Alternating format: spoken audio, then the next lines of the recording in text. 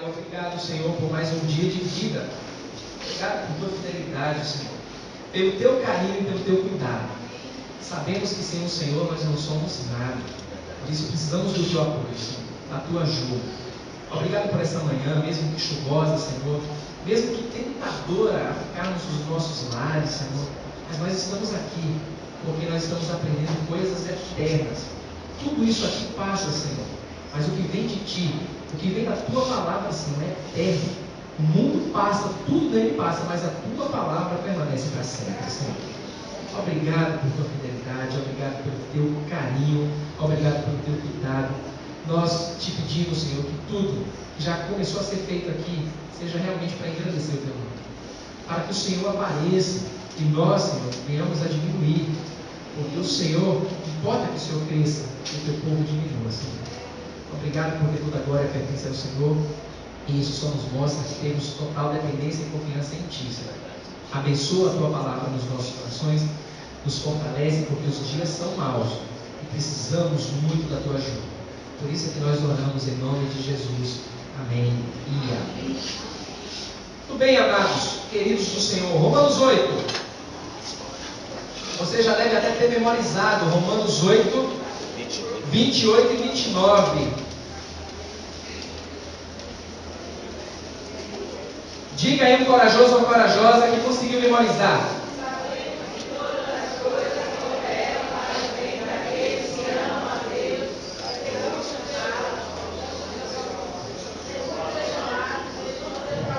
E o 29? Agora eu quero ver. Quase antes de se conheceu, também os predestinou para... Não, mas não precisa falar em línguas, não. Em línguas. Fala normal.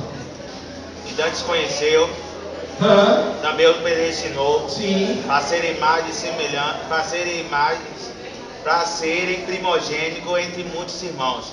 É mesmo? Para serem conformes a imagem de Jesus, a fim de que ele seja. Aproveitar o ensejo, o Job falou aí. Job está com o pessoal do grupo de louvor organizando aí uma tarde, emendando a noite aí de louvor, viu? Só louvor aqui na igreja. Então, vai orando aí porque vai ser um momento de grande bênção, não é isso, Job? Verdade. Vai ser um momento de louvor aqui. A igreja nunca teve isso aqui, um momento só de louvor ao Senhor. Vários ritmos, mas tudo para engrandecer e exaltar o nome do Senhor. Glória a Deus. Então fiquem atentos, porque se você tiver fôlego para louvar o Senhor, que você venha louvar o Senhor nesse grande dia especial.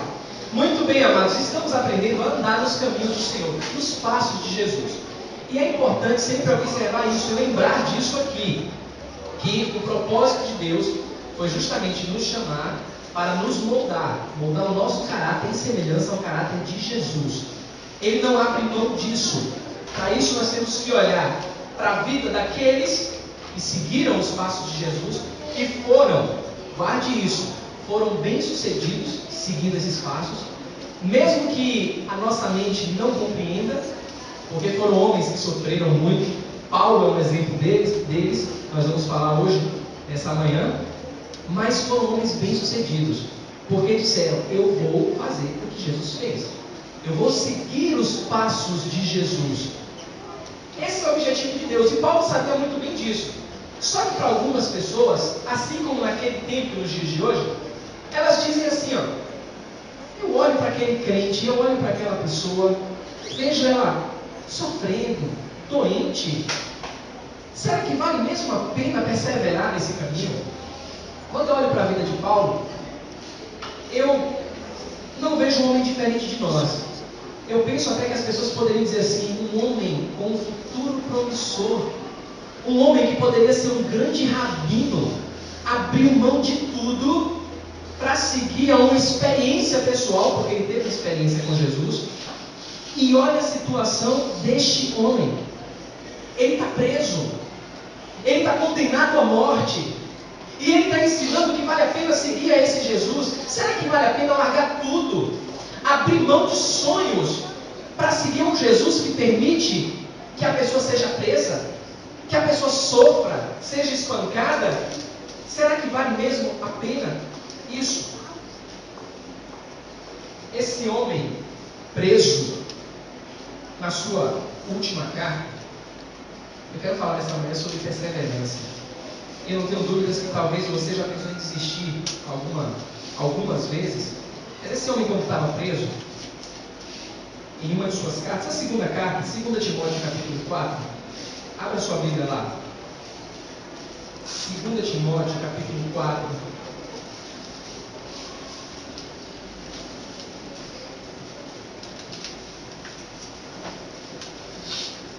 Ele poderia escrever uma carta diferente para esse jovem chamado Timóteo. Ele podia contar suas experiências, suas lamúrias, suas dores. Podia até reclamar das más condições da prisão em que ele estava, Paulo. Podia fazer isso. Afinal de contas, ele já estava sendo... Os dias já eram curtos. E ele ia ser executado, como ele foi executado. Mas olha o que ele escreve para o jovem Timóteo. 2 Timóteo capítulo 4, versículos de 6 a 8. Ele diz assim, quanto a mim, estou sendo já oferecido por libação, sacrifício, e o tempo da minha partida é chegado. Olha o que ele declara: combati o bom combate. Fez o que mais? Completei a carreira, guardei a fé. Já agora, a coroa da justiça me está guardada, a qual o Senhor, reto juiz, me dará naquele dia, e não somente a mim, mas também a todos quantos amam a sua vinda. Amados, ele estava preso aqui. A sentença já havia sido declarada. Mas ele diz: eu completei a carreira. Ele traz palavras de vitória para aquele jovem.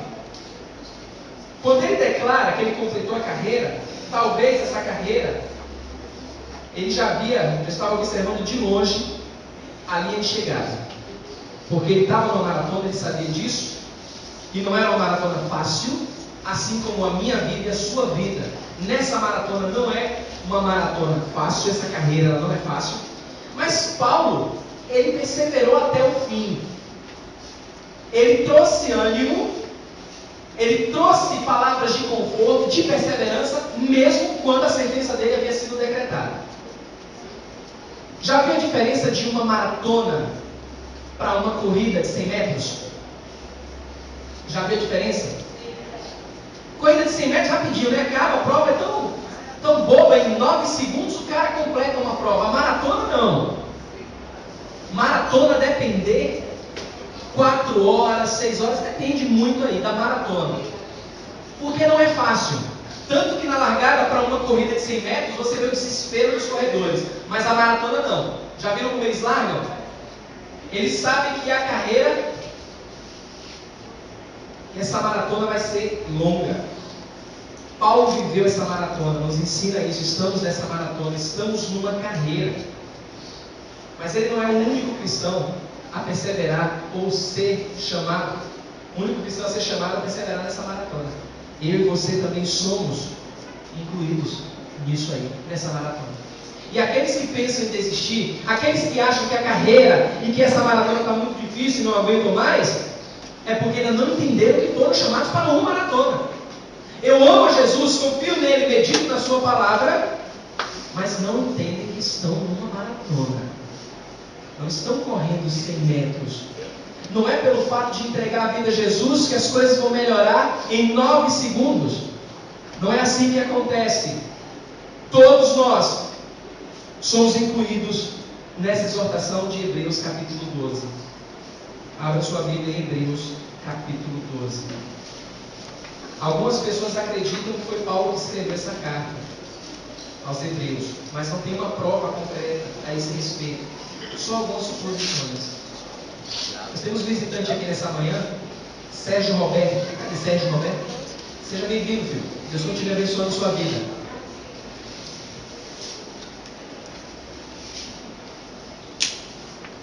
Hebreus capítulo 12. Versículos de 1 a 3. Hebreus 12, de 1 a 3. Todos têm? Amém. Diz assim a palavra do Senhor: portanto, também nós, visto que temos a rodear-nos tão grande nuvem de testemunhas, desembaraçando-nos de todo pecado, aliás, de todo peso e do pecado, que tenazmente nos assedia, corramos. De que forma? O quê? Olha aí, mais uma vez a ideia de maratona, a ideia de carreira, a ideia de perseverar, que nos está proposta, olhando firmemente para o autor e consumador da fé, Jesus, o qual, em troca da alegria que lhe estava proposta, suportou a cruz, não fazendo caso da ignomínia ou da vergonha, e está assentado à destra do trono de Deus. Versículo 3: considerai, pois, atentamente aquele que suportou tamanha oposição dos pecadores contra si mesmo, para que não vos fatigueis, desmaiando em vossas almas. Percebam que agora a exortação é para nós. A exortação para participarmos dessa maratona, ou para entendermos que estamos numa maratona, ela é muito clara. Só que tem algumas orientações aqui. Porque, amados, a vida cristã, ela mais uma vez é ilustrada como uma corrida. Só que essa corrida deve ser exercida com perseverança, sem desânimo. O desânimo vai bater algumas vezes, mas ele tem que ficar para trás, porque ele é como um peso que nos prende nessa corrida. Não é uma corrida rápida, não é uma corrida fácil, mas é uma maratona. E é bom saber, pela palavra do Senhor, que todo o percurso dessa maratona já foi traçado. Não somente o percurso já foi traçado, porque Jesus fala que ele é o único caminho, então ele declara, tem um percurso, mas ele diz que tipo de caminho é esse. E não é um caminho fácil. Não é um caminho fácil. E também não pense que você tem a liberdade para correr de qualquer forma. A Bíblia fala lá em Mateus, volte para Mateus capítulo 7. Mateus capítulo 7.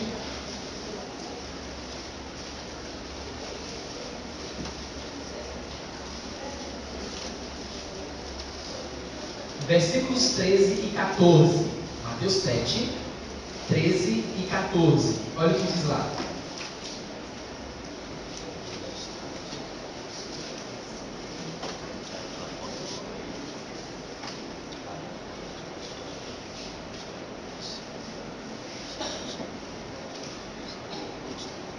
Você tem, pode ler.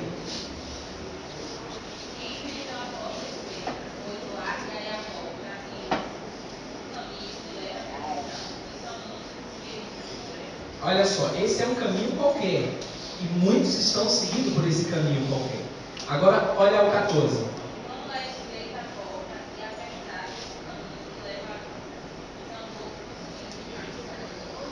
Imagine que estamos numa maratona longa, num caminho estreito, mas que não tem atalhos. É um caminho.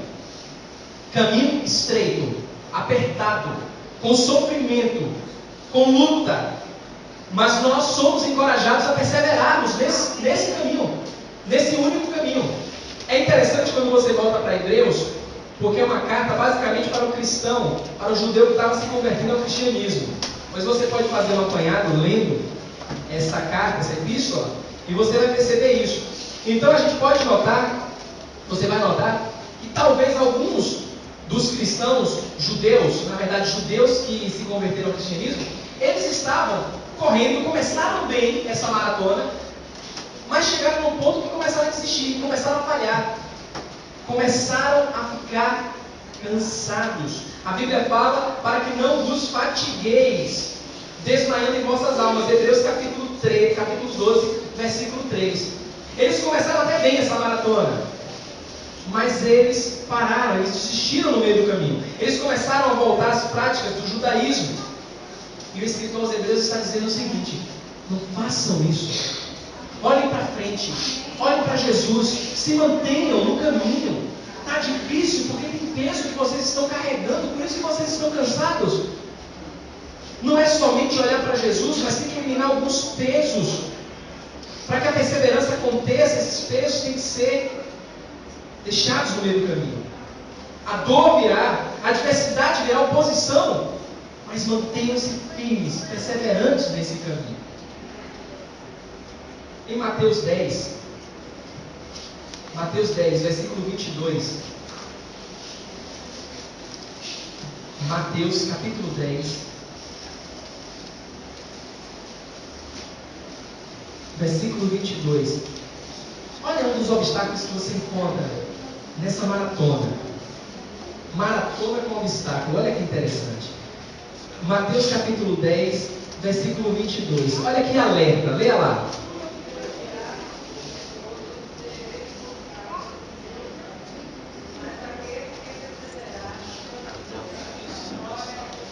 Aleluia.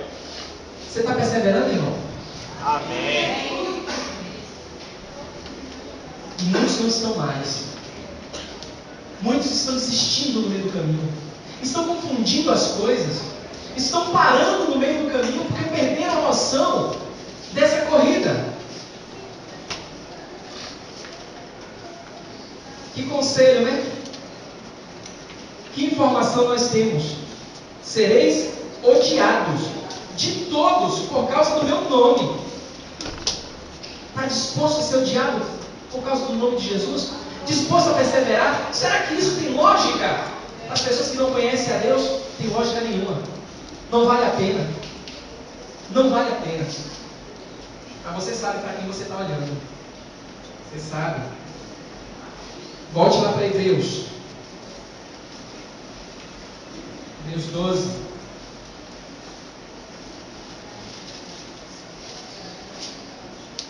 Ele usa uma palavrinha aqui, no versículo 1, que estimula muito nessa correria, nessa carreira, nessa maratona. Portanto, também nós, visto que temos a rodear-nos tão grande nuvem de testemunhas, ele usa a palavrinha aí, ó, desembaraçando-nos. De quê? Todo peso. Ele já dá a dica. Tirem todo o peso. Está correndo? Está difícil? Tem algum peso impedindo? Você nunca imaginou, talvez seja até cômico, alguém numa maratona, está todo mundo alinhado, na hora da largada, tem um cidadão lá esperto, com a mochila cheia de tralhas. Mas uma mochila mesmo, com água, com sanduíche, com colchão, com travesseiro. Talvez alguém olhe para ele e diga assim: jovem, você está numa maratona, esqueceu? Para ele, é o seguinte: eu sei que eu estou na maratona, mas eu preciso trazer tudo isso comigo. Porque vai que lá na frente eu precise dessas coisas. Ninguém faz isso numa maratona. Porque a pessoa que está numa maratona, mesmo que ela não ganhe, que ela só tem um vencedor, ela tem um foco. E ela vai fazer de tudo para atingir aquele foco, atingir aquele objetivo. Ela vai usar roupas leves, sapatos leves, e vai levar talvez o necessário, pelo menos para hidratar o corpo. Mas tem pessoas nessa maratona que querem correr, querem perseverar e estão com mochilas nas costas. Estão cheios de tralhas. Porque acham que lá na frente vão precisar dessas tralhas. E não vão. Talvez precisem, mas não vai resolver o problema. Terminamos ontem aqui o curso de autoconfrontação. E talvez para muitos ficou bem definido a ideia de depressão ser doença, ser problema fisiológico ou ser pecado. Ficou muito bem definido para a cabeça de alguns, com certeza. Mas algumas pessoas estão levando uma bagagem de medicamento, uma bagagem de terapia, que lá na frente vão perceber o peso que levaram desnecessariamente. Sabe por quê? Porque não estão mantendo o foco em Jesus, não estão olhando para Jesus nessa carreira. Aí estão acumulando coisas, estão trazendo coisas desnecessárias. Fazemos muitas vezes isso. levamos nas nossas pequenas mochilas os maus hábitos, iras, prioridades erradas, atividades que atrapalham a vida de oração. E aí não entendemos por que sofremos, por que queremos desistir. Tem que tirar, tem que deixar essa bagagem de lado. Você não vai conseguir correr com peso nas costas. A caminhada cristã não se faz com peso nas costas. A gente pergunta muito assim, o crente novo geralmente faz esse tipo de pergunta: o que é que o crente pode e o que ele não pode fazer? O crente ele pode fazer tudo. A pergunta é: ele deve fazer tudo? Mas ele foi chamado para a liberdade. Ele pode tudo. Eu posso todas as coisas em Cristo que me fortalece. A Bíblia me ensina que todas as coisas me são lícitas, mas nem tudo convém. Eu fui chamado para a liberdade. E muitos se pegam muito esse tipo de pergunta: o que é que pode, o que é que não pode? Quando a pergunta deveria ser: essa atividade ou isso que eu estou fazendo vai me ajudar a correr melhor? O que eu estou levando, o que eu faço, o que eu penso, atrapalha na minha carreira? Essa deveria ser a nossa pergunta. Porque se atrapalha na carreira, temos que tirar. Porque nós temos uma mochila aqui, ó, uma mala aqui, um baú, né, Vanete? Um baú aqui dentro, que quando nós estamos nessa carreira, a perseverança vai logo embora. Estamos trazendo pesos desnecessários. No contexto maior de Hebreus, o pecado que estava assediando aquele pessoal ali, sabe qual era? A descrença. Falta de fé. Estava conversando ontem com o Léo a respeito de pedir paciência ao Senhor. Conversei hoje também na classe. Geralmente quando nós pedimos paciência ao Senhor, o que é que Deus faz? Exercita a paciência. Como é que ele exercita a paciência? Tribulação, prova. Aí a primeira coisa que você faz quando tudo isso acontece, e acontece rápido, perde a paciência. É porque o nosso subconsciente ele nos engana. Ele diz que nós perdemos a paciência. Mas sabe o que nós perdemos? Na lata. Agora você entende que existe crente incrédulo, né? Crente incrédulo. Primeira coisa que perdemos é a fé. Senhor, dá-me paciência, Senhor. Aí Deus diz: ó, vou dar. Eu quero ver, eu quero testar a sua paciência. E Deus trabalha. Aí Ele coloca um obstáculo na sua carreira. Sua perseverança vai para o ralo. A sua fé vai junto. E você até se esquece que um dia pediu paciência a Deus. O escritor aos Hebreus, ele estava lidando com isso. A descrença. Falta de fé na vida daquelas pessoas. Amados, podemos começar a duvidar de que seguir a Cristo realmente vale a pena, por conta da falta de fé. Vamos começar a pesar: será que vale a pena mesmo? Eu poderia estar com aquela pessoa que não segue a Deus, mas tem um bom caráter, mas ela prospera nos seus caminhos, ela tem o próprio negócio, ela tem uma família linda, tem o seu apartamento, o seu automóvel, tem boa saúde, e eu aqui correndo à toa. Aí vai fazer como Asaf fez, Salmo 73. Ele deu uma bisoiada para o lado, e ele disse que por pouco os pés dele não vacilaram. Depois que ele manteve, trouxe os olhos dele para o foco, ele disse assim: ó, quando eu caí em si, eu percebi o fim deles. Eu percebi o fim deles. Tem tudo agora. Valorizam tudo isso agora. Mas o final deles: ah, Senhor, tem misericórdia. Tem misericórdia de mim, Senhor, que quase vacilaram os meus pés. O escritor de Deus estava lidando com isso. Eles começaram até bem, começaram a correr, mas deixaram de crer. Começaram a duvidar.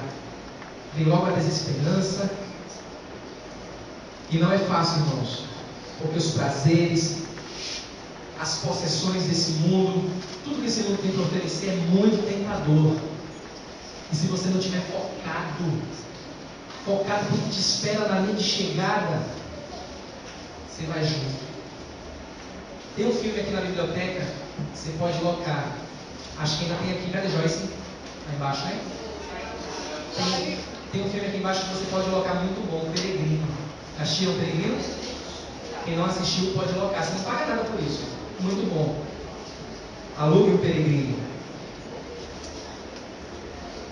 Voltando para Hebreus capítulo 12, é interessante que ele começa com uma palavrinha também aí que deve chamar a nossa atenção. Hebreus capítulo 12. Qual é a primeira palavra que aparece na sua Bíblia? Portanto. Isso aqui é uma conjunção em português. Quer dizer que tem alguma coisa antes. Tem algo antes. Não se começa assim um texto. Portanto, também nós. Tem alguma coisa que ele estava falando antes e ele quer enfatizar agora. O que é que o escritor estava falando antes? Quem lembra de Hebreus capítulo 11? O que é que basicamente Hebreus capítulo 11 fala? Da fé. Ele começa logo falando da fé. E tem algumas versões que traz assim no subtítulo ou no título, os heróis da fé. Amados, isso nos remete a esses heróis. Quando o escritor está dizendo, portanto também nós, ele está dizendo, olha, assim como aqueles, nós também. Então quem são aqueles? Vamos voltar, vamos entender quem são aqueles. Basicamente em plural, Noé, Abraão, falaram até o nome, Raabe. Você sabe da história de Raabe, né? Quem é Raabe? Raabe está aqui escrita como heroína da fé. Jacó, Moisés, todos eles perseveraram. Todos eles tinham foco. Todos eles estavam olhando para o final dessa carreira. E todas essas pessoas nos encorajam e nos dizem o seguinte: elas correram, elas venceram, porque elas estavam focadas. Eu posso também. É isso que o escritor está dizendo. Assim como aqueles heróis, assim como alguém que ninguém dava nada, uma mulher prostituta, que é mencionada aqui como heroína da fé, que é mencionada na genealogia. Ela perseverou, ela se arrependeu, ela perseverou, ela confiou em Deus. Todos eles tiveram suas dificuldades, mas agora servem como exemplos. Mas nós não podemos falar apenas desses exemplos. Nós temos que falar de Jesus.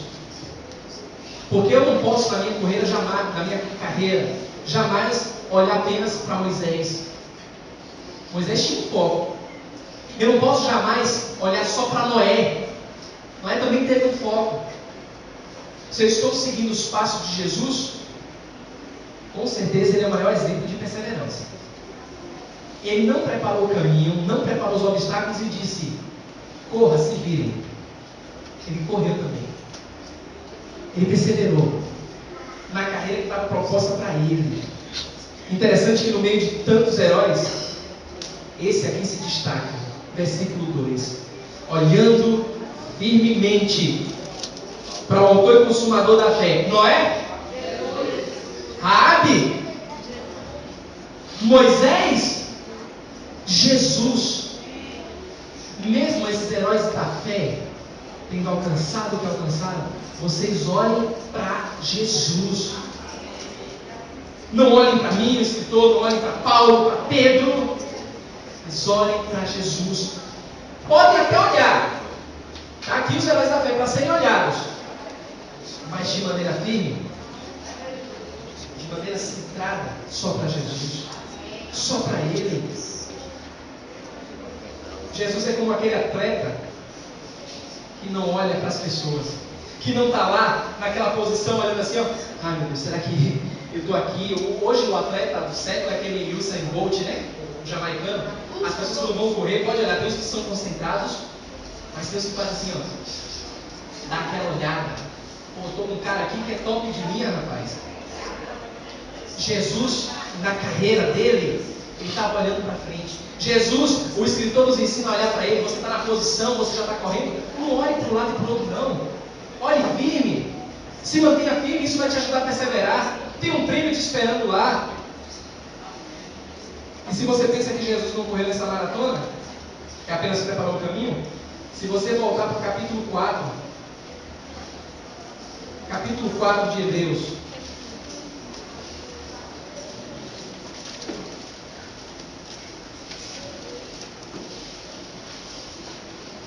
Versículos 14 e 15. Você pode adorar o Senhor, pode participar.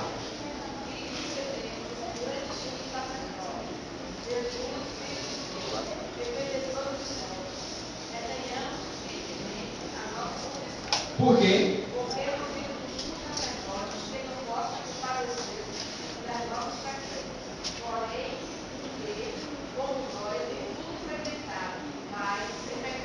Pronto. Passou por tudo que você passa. Tudo que você está passando hoje, Jesus não somente passou, mas Ele sente o que você passa. Ele sabe. É por isso que o apelo é olhar para Jesus. Nem Raabe, nem Moisés, nem Abraão, nenhum deles vai sentir o que você está sentindo. Nenhum deles. Mas Jesus sente. Porque Jesus passou por tudo que você está passando. Não tente imaginar, mas eu estou no século 21, o meu trabalho, Jesus sente, Ele sabe o que você está passando. Ele sabe, a circunstância pode ser outra, mas Ele sabe o que está passando na sua alma. Ele sabe disso porque Ele viveu. Mas a pergunta é, Jesus sabia o que esperava Ele no final dessa maratona?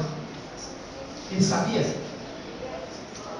Deuteronômio, capítulo 21. Volte lá para o Velho Testamento. Deuteronômio, capítulo 21.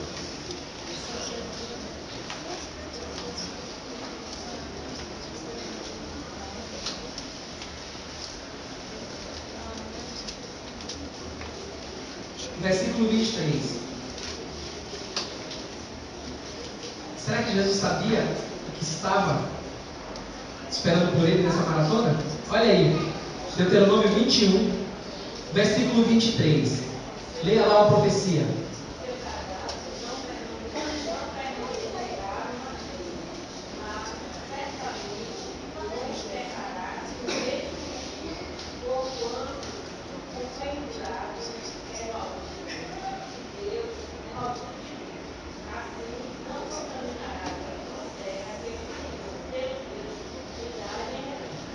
O pendurado no madeiro é considerado como o quê?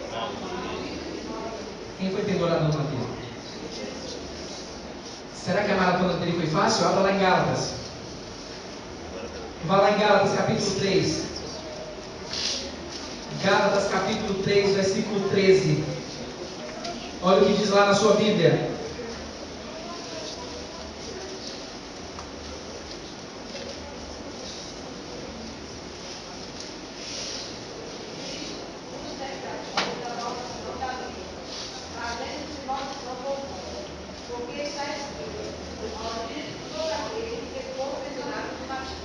Olha os obstáculos que Jesus encontrou no meio do caminho da maratona.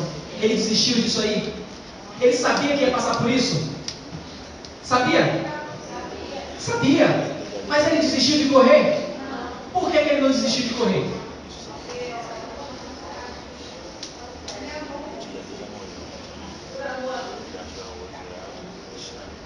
Hebreus 12, para nós terminarmos. Ele poderia ter desistido, mesmo sabendo o final, mas não fez. Hebreus 12, versículo 2. Por que ele não desistiu? Leia lá e me diga.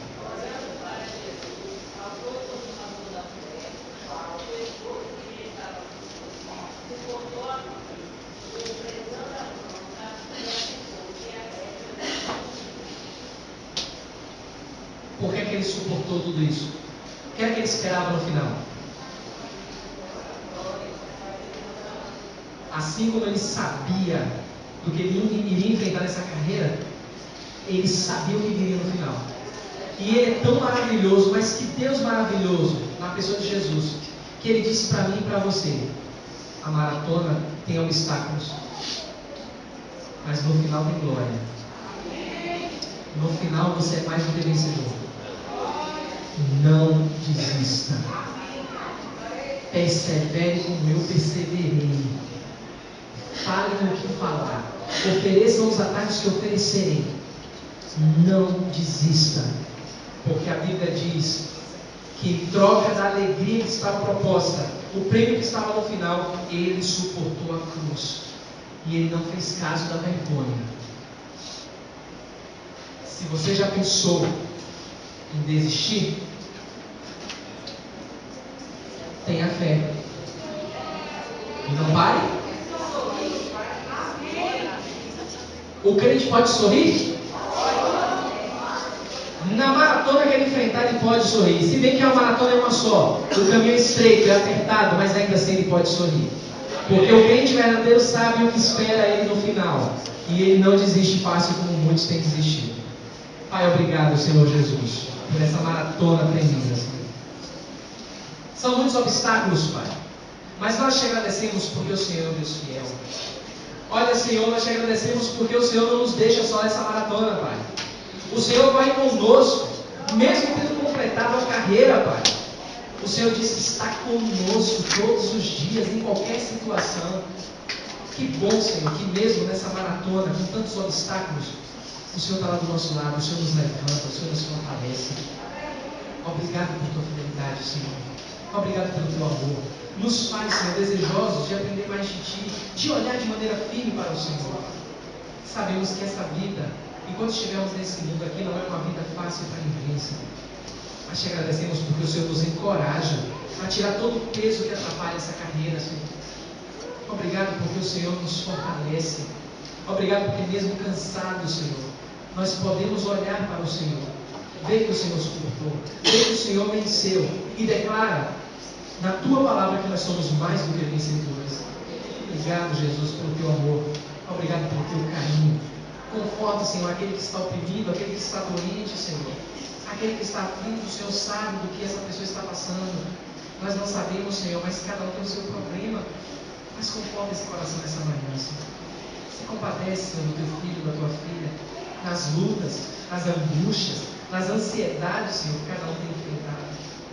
Nós sabemos que podemos contar contigo, podemos descansar no Senhor, mas muitas vezes, em momentos de fraqueza, Senhor, o Teu povo pensa em desistir.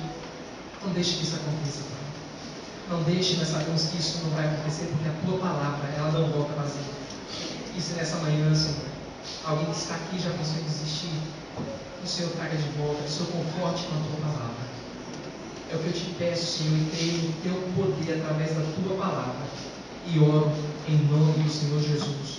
Amém.